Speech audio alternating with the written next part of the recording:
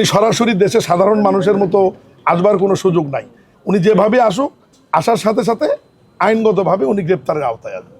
Sylhet city কর্পোরেশনের ময়লা আবর্জনা ব্যবস্থাপনা একটি প্রকল্প,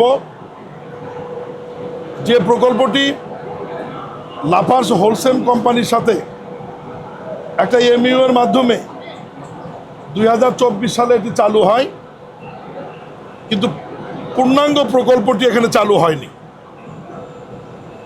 এখন যেটি হচ্ছে ময়লা বিভাজন বা সেগ্রিগেশন যেটা হচ্ছে, এর সঙ্গে একটি মেশিন এখানে বসবার কথা, যেটা হচ্ছে বায়োডাইং, যেটা ময়লার ভিজা অংশটা 35% শুকিয়ে আবর্জনাকে শুকনো অবস্থায় সেগ্রিগেশন বা বিভাজন করবে, যেখান থেকে প্লাস্টিক অংশটি পুরোপুরি লাফার্জ হোলসেল সিমেন্ট নিয়ে গিয়ে তারা জ্বালানি হিসেবে তাদের ফ্যাক্টরিতে ব্যবহার করবে।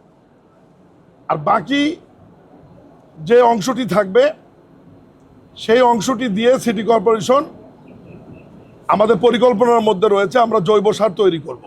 ওনার তো দেশে আসার কোনো সুযোগ নাই, আর দেশে আসলে ওনাকে গ্রেপ্তার হতে হবে এবং ওনার বিরুদ্ধে অলরেডি মামলা রায় হয়ে গেছে, ওনাকে জেলের ভিতর যেতে হবে এবং সেই রায়টি কার্যকরী হবে।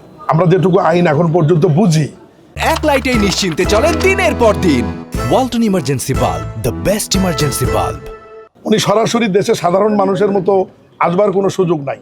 উনি যেভাবে আসুক, আসার সাথে সাথে আইনগতভাবে উনি গ্রেপ্তারের আওতায় আসবেন। আমাদের স্থানীয় সরকারের তো 5টি টায়ার আপনারা জানেন, যে সিটি কর্পোরেশন, পৌরসভা, জেলা পরিষদ, উপজেলা এবং ইউনিয়ন পরিষদ। এখানে প্রায় 5.5 থেকে 6,000 কোটি টাকা লাগবে এই টোটাল নির্বাচনগুলো মাঠ থেকে উঠিয়ে নিয়ে আসবার জন্য। নির্বাচন কমিশন তারা বাজেট দিয়েছে এবং চলতি বাজেট যেটা অনুমোদন হয়েছে পার্লামেন্টে, এই বাজেটেও স্থানীয় সরকার নির্বাচন পরিচালনা করবার জন্য বরাদ্দ রাখা আছে। নির্বাচন কমিশন প্রস্তুতি নিচ্ছে। আমরা নির্বাচন কমিশনের প্রস্তুতি, অর্থ বিভাগের সম্মতি এবং স্থানীয় সরকার যৌথভাবে বসে পরিবেশ, ওয়েদার, অর্থনৈতিক বিবেচনায় কোন নির্বাচনটি আগে এবং কোন নির্বাচনটি পরে করা হবে এ ব্যাপারে এখনও কোনো সিদ্ধান্ত আমরা নেইনি। তবে এই আগস্টের পরেই আমরা অর্থ মন্ত্রণালয়, স্থানীয় সরকার মন্ত্রণালয় এবং সিটি কর্পোরেশন বসে সিদ্ধান্ত নিব। তবে সরকারের ঘোষণা যেটি, এই অর্থ বছরের মধ্যেই আমরা 5টি নির্বাচন সমাপ্ত করব।